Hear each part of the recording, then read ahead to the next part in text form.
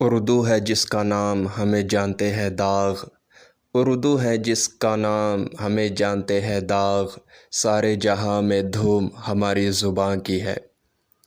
ہر قوم کو اپنی شناخت اور پہچان کے لیے چند مخصوص علامتوں کی ضرورت ہوتی ہے، جو کہ کسی بھی قوم کو دنیا کی دوسری اقوام سے منفرد بناتی ہے۔ زبان بھی ان علامتوں میں سے ایک ایسی علامت ہے جو کسی بھی قوم کی پہچان ہوتی ہے۔ کسی قوم کی ترقی میں سب سے اہم چیز اس کی زبان ہوتی ہے۔ وہ زبان جسے قوم کے لیے جملہ افراد بولتے اور سمجھتے ہوں، قومی زبان کہلاتی ہے۔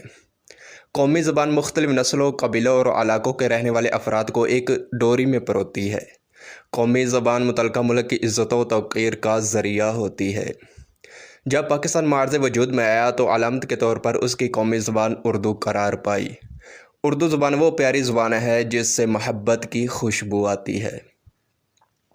اردو کو لشکری زبان بھی کہا جاتا ہے کیونکہ اس میں دوسری کئی زبانوں مثلاً فارسی، ہندی اور انگریزی زبانوں کے الفاظ بھی موجود ہیں۔ اردو دنیا میں تیسرے نمبر کی سب سے زیادہ بولے جانے والی زبان ہے۔ زبانوں میں اس کو وہی حیثیت حاصل ہے جو عمارتوں میں تاج محل کو ہے۔ اردو کی تاریخ تقریباً 700 سال پرانی ہے۔ اسے کبھی گجری کے نام سے جانا گیا تو کبھی دکنی کے نام سے، کبھی ہندوستانی تو کبھی ریختہ۔ شاہ جہاں کے دور میں اسے اردوئے معلیٰ کا خوبصورت نام ملا جو آج تک جاری و ساری ہے۔ اردو کا سب سے پہلا اخبار جامع جہان نما 13 مارچ 1822 میں کلکتہ سے شائع ہوا تھا۔ اردو کی پہلی یونیورسٹی جامعہ عثمانیہ حیدرآباد 1881 میں قائم ہوئی تھی۔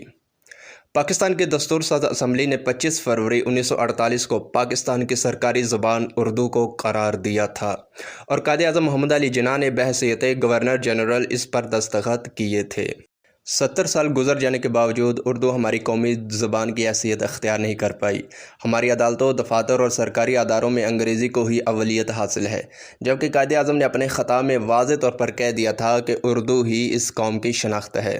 بے شمار ممالک کی مثالیں ہمارے سامنے ہیں جہاں پر ان کی زبان کا بول بالا ہے۔ وہاں کی زبان ہر اعتبار سے وہاں حکمرانی کرتی ہے۔ چین، جاپان، جرمنی میں انگریزی میں خط و کتابت نہیں ہوتی، وہاں ان کی اپنی زبان ہی کی حکمرانی ہے۔ سعودی عرب میں زندگی کے ہر شعبے میں عربی کا استعمال ہے۔ اردو کا نفاذ ہمارے ملک اور اس میں رہنے والی عوام کے لیے بہت ضروری ہے۔ یہ نہ صرف ہماری ثقافت کا حصہ ہے بلکہ ہمارے قائد اعظم محمد علی جناح کی خواہش بھی ہے۔ اردو ہی ہماری شناخت ہے اور ہر زندہ قوم کا وتیرہ رہا ہے کہ وہ اپنی قومی اثاثوں کو نہ صرف سنبھال کر رکھتی ہے بلکہ اس کا نفاذ بھی یقینی بناتی ہے۔